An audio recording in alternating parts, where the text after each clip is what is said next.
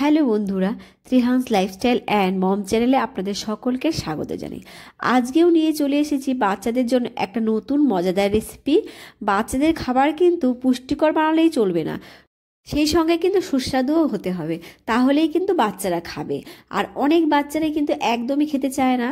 আর সেই ক্ষেত্রে কিন্তু আমি অনেক নতুন নতুন রেসিপি শেয়ার করে থাকি, আর আপনারা কিন্তু বাচ্চাদের একবার বানিয়ে খাইয়ে দেখতে পারেন। আর আমি কিন্তু নতুন মায়েদের জন্য অনেক টিপস শেয়ার করে থাকি, সেক্ষেত্রে কিন্তু ভিডিওটি পুরো দেখবেন। আর প্লিজ কিন্তু ভিডিওটিতে একটা লাইক করে দেবেন। তো চলে এলাম মূল ভিডিওতে। এখানে কিন্তু আমি একটা গ্যাসে প্যান বসিয়ে নিলাম, নিয়ে দিয়ে দিচ্ছি কিছুটা ঘি।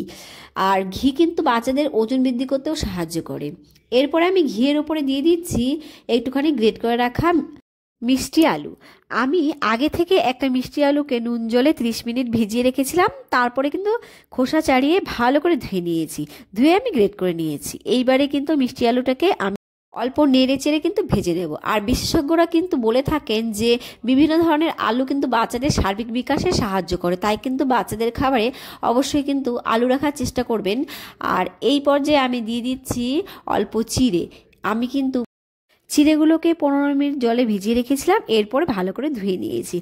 আর চিড়েগুলো কিন্তু তাতে অনেকটা সফট হয়ে গেছে। আর চিড়েগুলোকে এবার আমি হালকা নেড়ে চেড়ে নিলাম ঘিয়ের ওপরে। নেড়ে আমি এখানে অ্যাড করে দিচ্ছি অল্প গরুর দুধ। বাচ্চার বয়স 1 বছরের নিচে হলে আপনারা কিন্তু এখানে দুধের পরিবর্তে জল দিয়ে খাবারটা রান্না করে নেবেন। এইবারে কিন্তু আমি দুধটা দিয়ে ভালো করে মিশিয়ে খাবারটাকে রান্না করে নেব। আর আপনারা যদি বাচ্চাদের ওজন নিয়ে চিন্তা করে থাকেন, তাহলে আমি বলবো যে আপনারা কিন্তু মিষ্টি আলু খাইয়ে দেখতে পারেন বাচ্চাদের ওজন কিন্তু খুব ভালো বৃদ্ধি পাবে। আর মিষ্টি আলুটা খেতে একটু মিষ্টি মিষ্টি, বাচ্চারাও কিন্তু খেতে খুবই পছন্দ করে।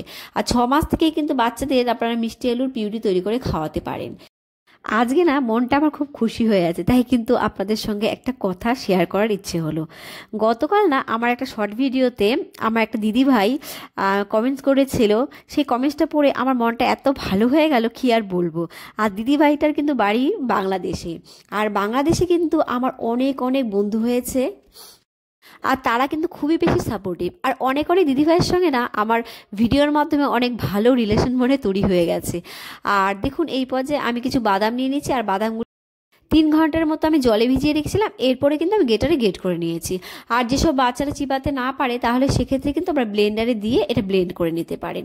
এইবারে কিন্তু আমি ভালো করে মিশিয়ে নিয়ে বাদাম আর একটু খানিকক্ষণ ফুটিয়ে নেবো, যাতে বাদামগুলো সফট হয়ে যায় আর বাচ্চাদের হজমও তাড়াতাড়ি হয়ে যায়।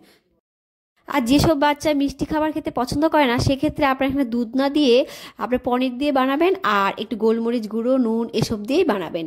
আর এই পর্যায়ে কিন্তু আমি একটুখানি অর্গানিক জাগরি পাউডার দিয়ে দিলাম। আর আপনারা কিন্তু বাচ্চার বয়স 1 বছরের কম হলে এখানে খেজুর ব্যবহার করতে পারেন। তো খাবারটা রেডি হয়ে গেছে, আর আমি কিন্তু খাবারটা এখানে নামিয়ে নিচ্ছি।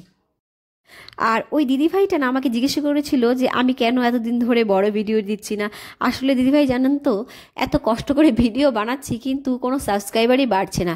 আর এর ফলে কিন্তু আমার মনোবলটা অনেকটাই ভেঙে গেছে। আর আমার না ভিডিও দেওয়ার খুব একটা ইচ্ছে করছে না।